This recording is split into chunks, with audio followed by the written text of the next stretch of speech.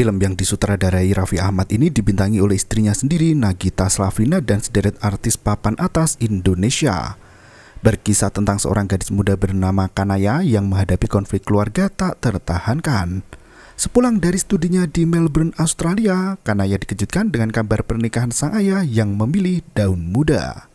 Kanaya merasa sakit hati karena sang ayah tidak meminta pendapat darinya, bahkan sengaja menyembunyikan pernikahan itu. Gadis itu kabur dari rumah dalam suasana hati yang berkecamuk. Kecelakaan brutal menimpa Kanaya hingga dilarikan ke rumah sakit terdekat. Gadis itu mulai dihantui oleh sosok urban legend suster ngesot yang membuat Kanaya semakin depresi. Mampukah gadis itu bangkit dari keterpurukannya sendiri? Berikut ceritanya.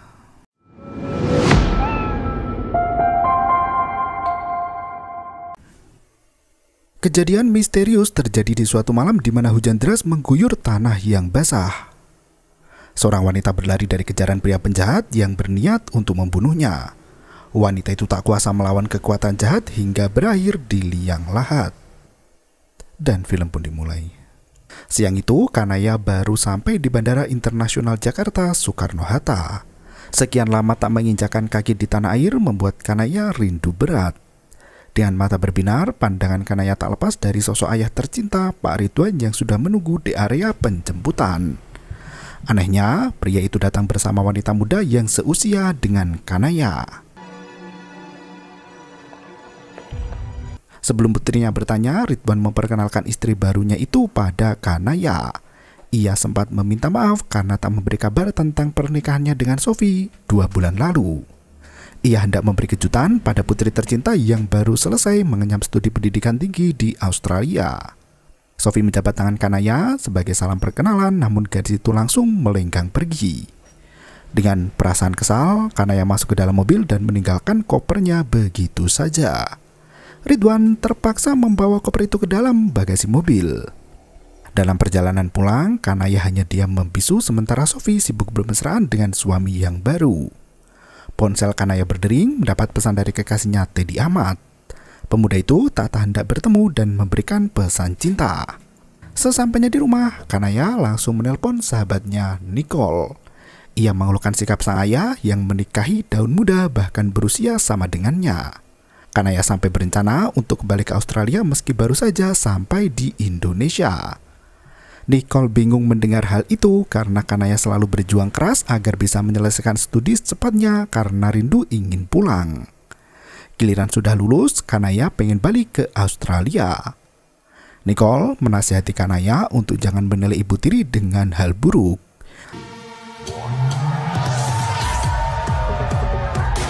Malam harinya, Kanaya mengadakan pesta di rumah untuk merayakan kelulusan sekaligus kepulangannya ke Indonesia.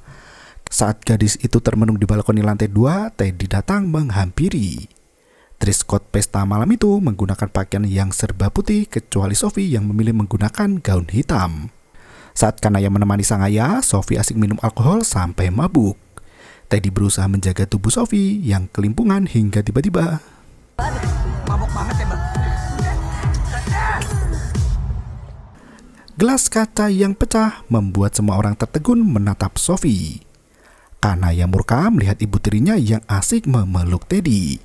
Tanpa banyak kata, Kanaya langsung mendorong tubuh Sofi sampai jatuh ke kolam renang. Dengan penuh amarah, Kanaya meninggalkan tempat pesta dan mengendarai mobilnya ke jalan raya.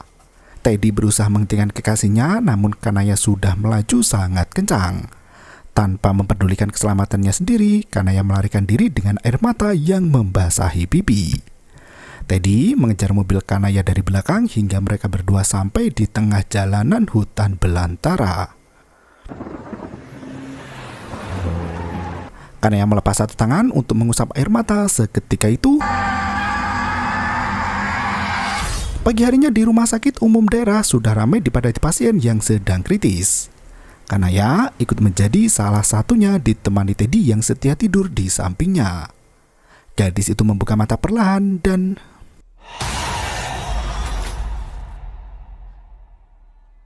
nenek sebelah sampai melotot melihat tingkah Kanaya yang sengaja membuka tirai pemisah.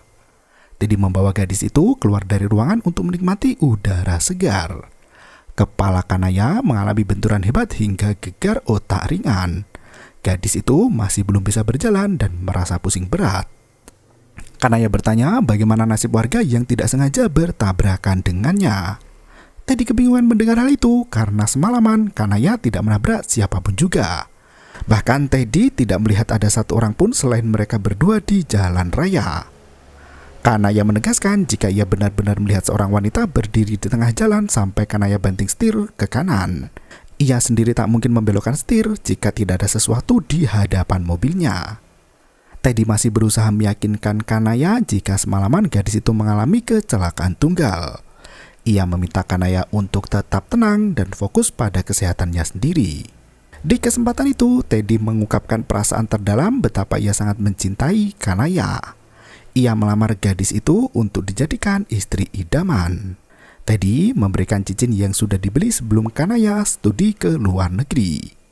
Meski Kanaya diam 1000 bahasa, Teddy bersedia menunggu jawaban dari gadis itu sampai kapanpun juga. Kamu boleh ambil waktu kamu sebanyak mungkin. Malam harinya, Kanaya tidur di ruang rawat dengan tenang. Tiba-tiba,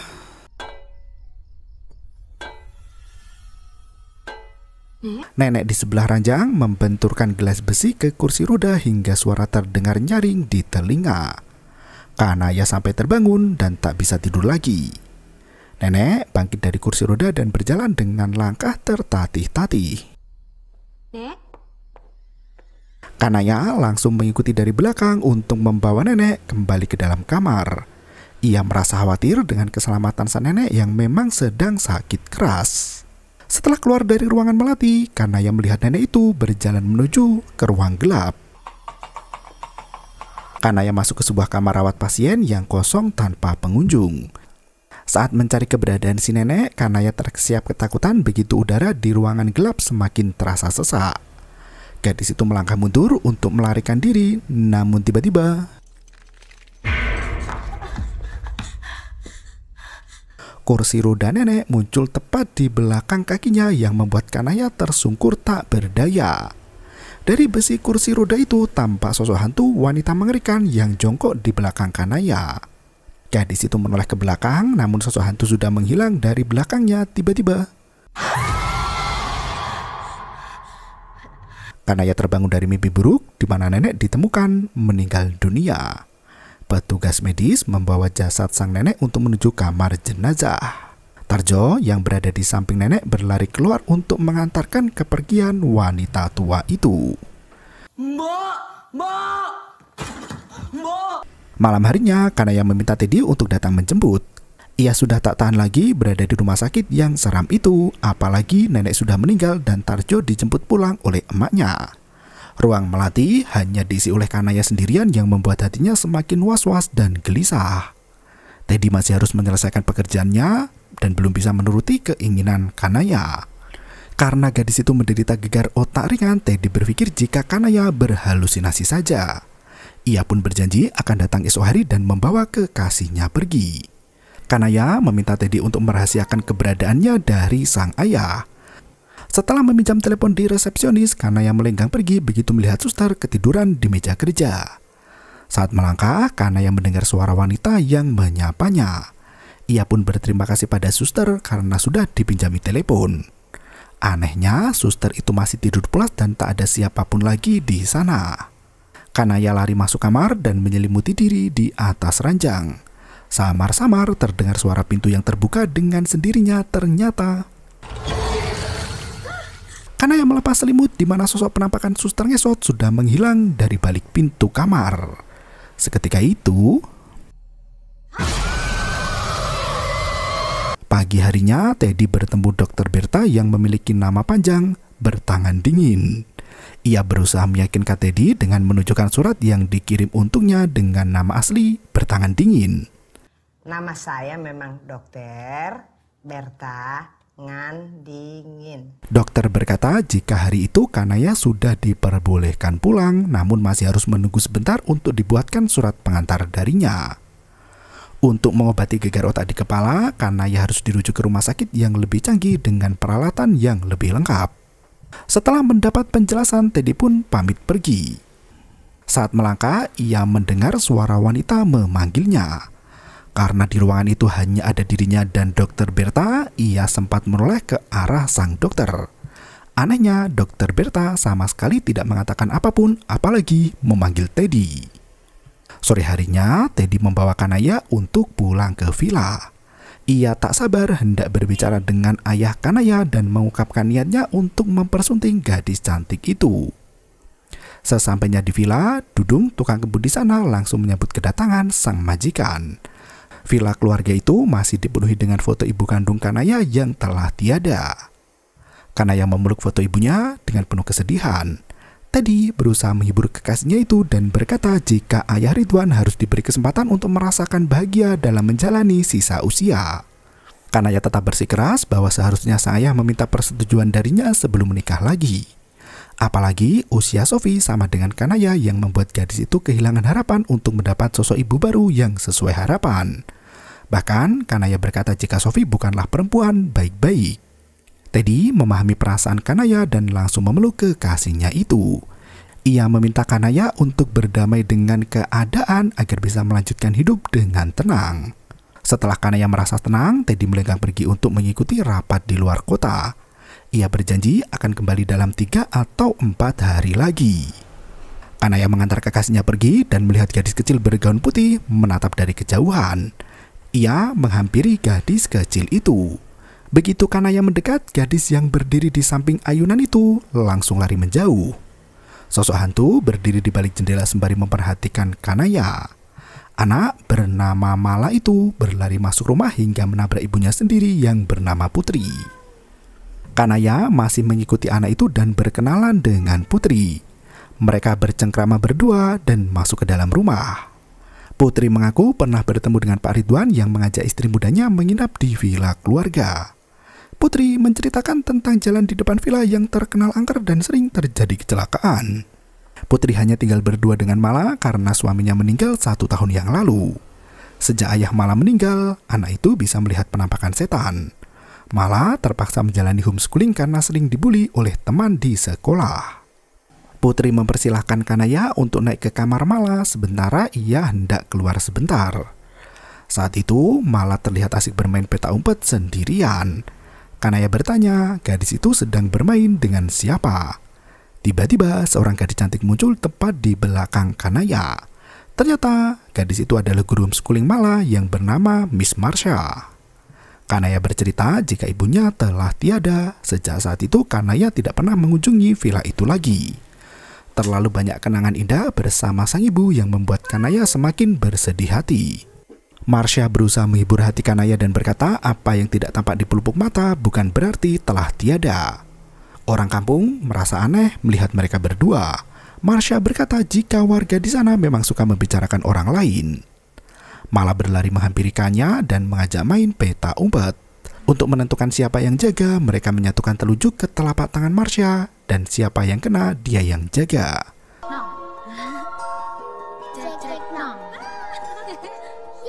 Kanaya terpaksa menjadi penjaga yang harus mencari keberadaan Marsha dan Mala.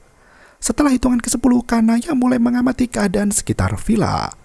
Mala terlihat asik bersembunyi di bawah pohon rindang sementara Kanaya berjalan kian kemari untuk mencari mereka berdua. Sosok suster ngesot muncul di siang bolong hingga membuat Mala terperangah ketakutan.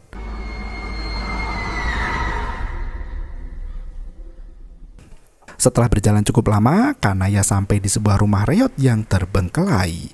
Terdengar suara derap langkah kaki wanita yang masuk ke dalam rumah itu. Kanaya berpikir jika wanita itu pasti Marsha yang sedang bersembunyi. Ia ikut masuk ke dalam rumah terbengkelai itu dan...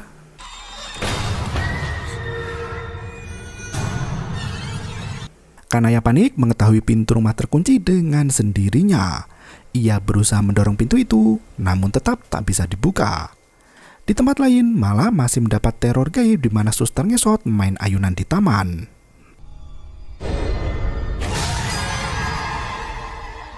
Mala menutupi matanya dengan kedua tangan dan mengintip dari sela jari. Suster ngesot itu sudah menghilang dari ayunan, namun tiba-tiba Mala langsung lari kencang agar selamat dari cengkraman hantu suster. Di waktu yang sama, Kanaya masih mencari jalan keluar dan berjalan ke samping rumah. Ia menemukan pintu kayu di sana, berharap bisa keluar melalui jalan itu. Ia tak mengetahui jika di balik pintu sosok hantu suster ngesot sudah menunggu. Seketika itu,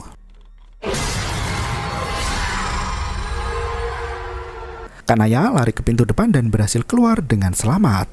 Melihat Mala menangis bersama Marsha, Kanaya langsung membawa anak itu pulang. Malam harinya, Ridwan menghubungi Teddy untuk meminta bantuan agar Kanaya mau kembali ke rumah dan tinggal bersama Sophie. Bagaimanapun juga, Kanaya adalah anak satu-satunya Ridwan. Sementara itu, Suster Yoyom dan Suster Asi bekerja shift malam. Mereka mendengar bel dari kamar nomor 4, yaitu ruang melati. Suster Yoyom meminta Asi untuk memeriksa pasien kamar nomor 4 itu. Kan Asi juga tak mau, mereka main jari telunjuk untuk menentukan siapa yang memeriksa. Naasnya, Suster Asi sendiri yang jari telunjuknya terjepit. Ia pun harus menjalankan tugas dan memeriksa kondisi pasien di kamar nomor 4. Saat Suster Asi berjalan melewati koridor rumah sakit, si satpam asik berjoget sambil mendengarkan radio. Seketika, radio itu mati dan tak mau berbunyi. Satpam langsung panik dan mengganti baterainya dengan yang baru. Suster Yoyom terkejut mendengar bel kamar 4 berbunyi lagi. Ia baru ingat jika pasien di kamar itu sudah meninggal tadi pagi. Suster Asi yang sudah berada di kamar itu tidak menemukan satu pasien pun di sana. Ia berpikir jika Yoyom salah melihat bel angka yang berbunyi. Di samping kamar nomor 4 terdapat ruang jenazah yang menakutkan. Asi mendengar ada suara di dalam kamar mayat itu dan memberanikan diri untuk memeriksa. Ternyata saat terjadi penyerangan gaib, listrik rumah langsung berkedip dengan cepat. Pak Satpam yang berusaha memperbaiki radio mulai mendengar bisikan gaib dari belakang tubuhnya. Ia menoleh ke belakang dan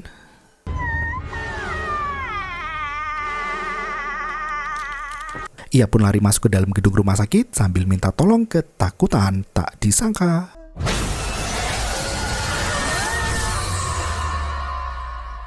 ayunan di depan villa Kanaya mengalun dengan sendirinya. Kanaya memalingkan tubuh ke samping saat tidur dan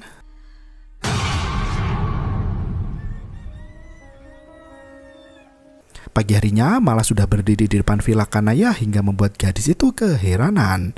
Ia menelpon Nicole untuk meminta pendapat tentang permasalahan yang sedang membelit. Nicole menyarankan agar Kanaya mau menerima dan membuka hati untuk ibu tiri. Nicole terkejut melihat ada seseorang di belakang Kanaya. Ternyata sosok manusia itu bertengger di balkon di lantai 2 dengan gaun warna putih dan berambut panjang. Kanaya menegaskan jika ia hanya bersama Dudung di villa itu dan tak ada orang lain di belakangnya. Nicole menegaskan bahwa ia benar-benar melihat sosok perempuan yang berdiri di belakang Kanaya.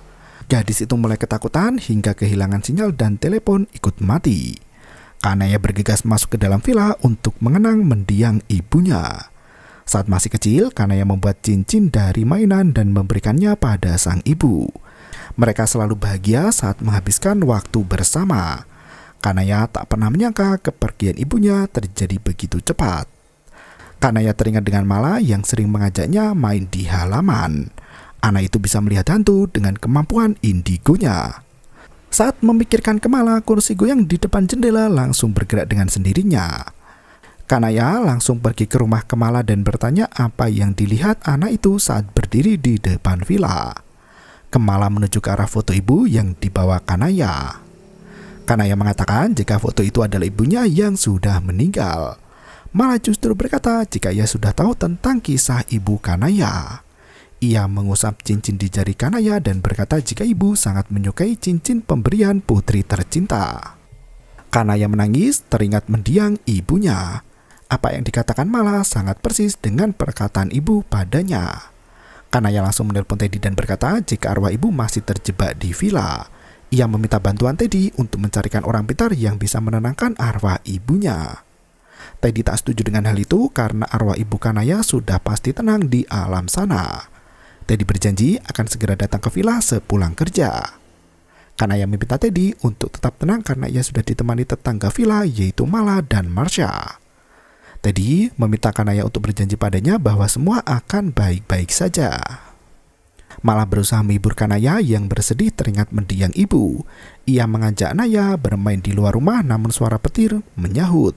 Marsha menyarankan agar mereka bermain di dalam rumah daripada kehujanan. Malah langsung bersemangat untuk main petak umpet lagi. Mereka menyanyikan lagu Cing Ciripit untuk menentukan jari telunjuk siapa yang kena. Lagi-lagi tangan Kanaya terkena umpan. Saat mereka hendak main, tiba-tiba langit mendung terasa semakin gelap hingga rumah tampak mencekam.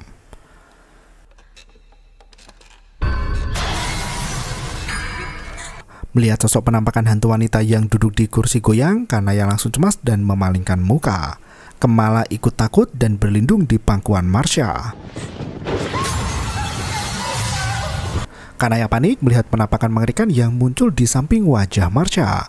Anehnya, hanya ia sendiri yang melihat penampakan itu. Setelah listrik kembali menyala, Mala mengajak Marsha untuk bersembunyi.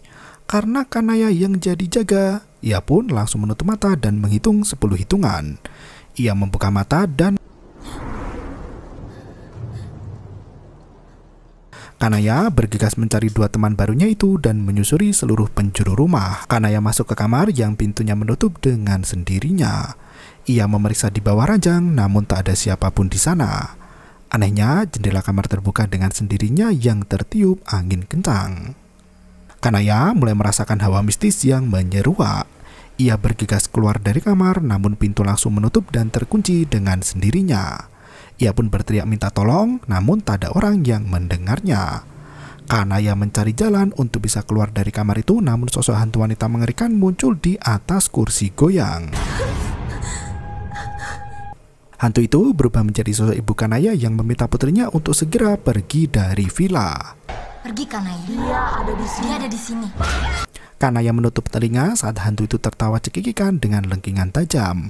Setelah suara itu berhenti, sosok suster ngesot kembali muncul di dalam kamar dan Kanaya tersadar dari pingsan saat malam tiba.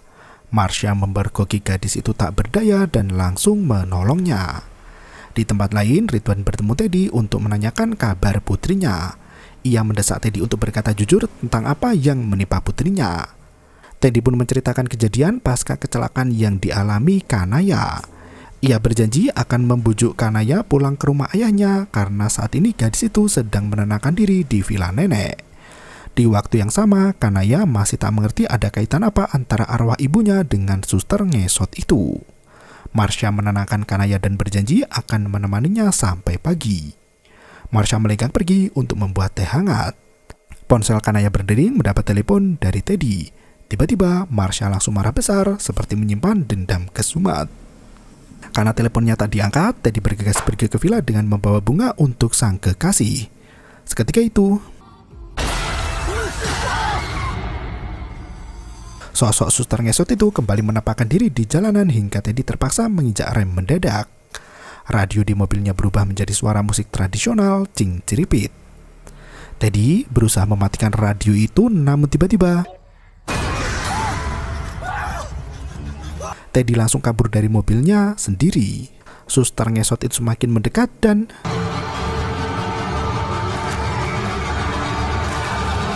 Teddy tersadar sedang sendirian di tengah jalan. Ia mencari keberadaan suster ngesot itu yang barusan meneror. Ternyata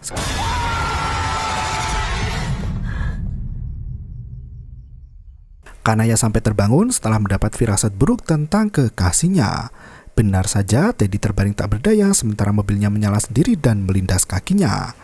Kanaya mencari Marsha di dapur hingga ia mendapat telepon dari pihak rumah sakit. Begitu mendengar Teddy kecelakaan, Kanaya langsung menyusul ke lokasi. Saat itu, Teddy masih tak sadarkan diri. Kanaya menangis sejadinya menunggu hasil pemeriksaan dari dokter.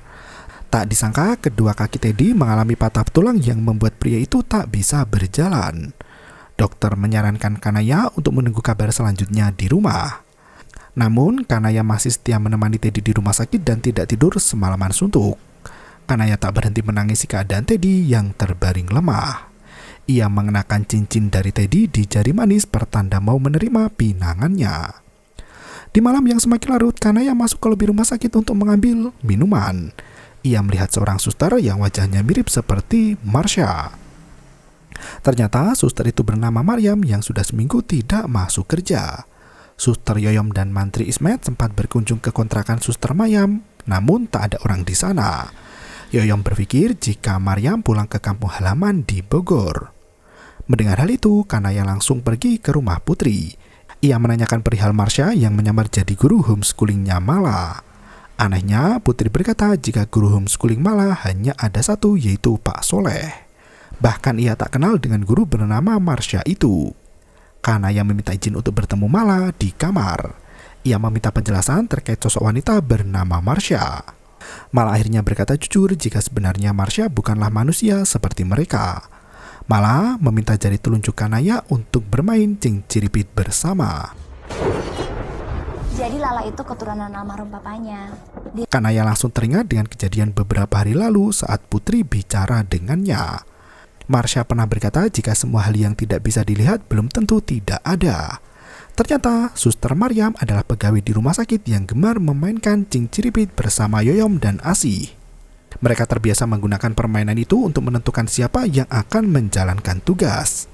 Karena Maryam pulang lebih awal, ia berjalan melewati kawasan hutan yang sepi dan gelap hingga tiba-tiba Kanaya benar-benar melihat seorang di depan dan membanting setir sebelum akhirnya kecelakaan hebat.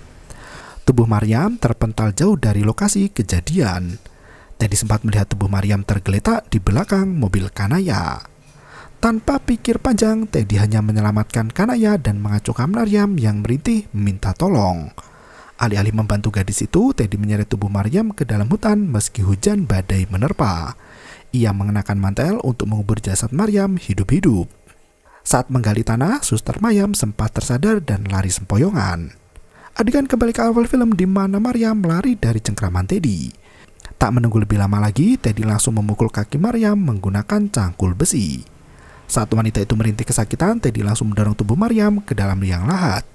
Meski gadis itu masih hidup, Teddy tega menguburnya hidup-hidup. Selama ini, Kanaya selalu berbicara sendirian saat bersama dengan Marsha. Ia hanya bermain berdua dengan Mala, sementara Marsha adalah sosok astral yang menjelma. Ini siapa ya? Kini, Kanaya mengerti jika arwah ibunya hendak memberitahu supaya ia pergi dari villa karena Maryam mau balas dendam. Kanaya mendapat telepon dari rumah sakit yang mengabarkan jika pasien Teddy menghilang dari ruang gawat darurat. Bahkan di bekas ranjangnya dipenuhi tanah kuburan yang mengering. Mala menangis dan berkata jika semua itu adalah ulah Marsha. Kanaya harus pergi dan mencari di mana jasad Maryam dikuburkan. Putri berusaha membantu dan bersedia meminjamkan mobilnya. Kanaya pun melenggang pergi di tengah hutan untuk menemukan makam suster itu. Ternyata di dalam hutan terdapat makam kampung dalam. Kanaya berusaha minta tolong pada Maryam untuk menunjukkan di mana jasadnya dikuburkan. Kanaya memohon agar Maryam melepaskan Teddy karena yang bersalah adalah dirinya. Ia berjanji akan bertanggung jawab atas kematian Maryam. Seketika itu, sosok Maryam menampakkan diri dalam wujud suster ngesot yang mengerikan.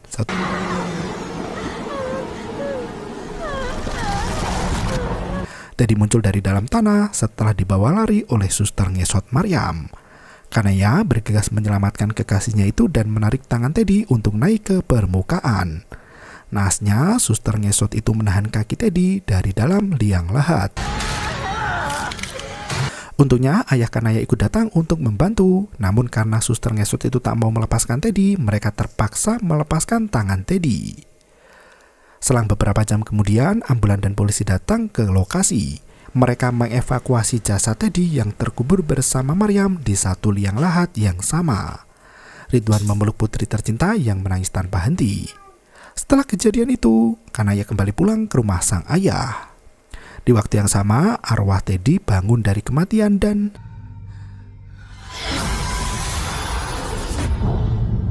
Suster Yoyom, Suster Asih, dan satu suster junior kembali bertugas malam di rumah sakit. Ketika bel kamar pasien berbunyi, mereka memainkan cinciripit untuk menentukan siapa yang menjalankan tugas dan 3540. Film ini menyoroti konflik dalam keluarga yang sering menjadi penyebab utama dari penderitaan seorang anak. Orang tua merasa berhak untuk menentukan keputusannya sendiri tanpa meminta pandangan dari anaknya. Hal tersebut bisa mempengaruhi mental anak hingga terjadi hal buruk seperti yang dialami oleh Kanaya. Kisah horor kali ini berhasil dibangun dengan apik, lengkap dengan plot twist tak terduga. Beberapa jumpscare terasa efektif hingga membuat jantung terasa mau copot. Meski banyak plot hole yang mengganggu, namun jalan cerita masih bisa tersampaikan dengan baik. Pentingnya kejujuran dan menjalin komunikasi yang baik antar anggota keluarga menjadi poin penting dari kisah satu ini. Begitu juga Teddy yang melakukan hal buruk demi melindungi wanita tercinta. Pada akhirnya semua perbuatan itu akan kembali pada pemiliknya. Siapa yang berbuat baik pasti akan mendapat kebaikan pula. Terima kasih dan sampai jumpa. Yo, bermau itu ketara.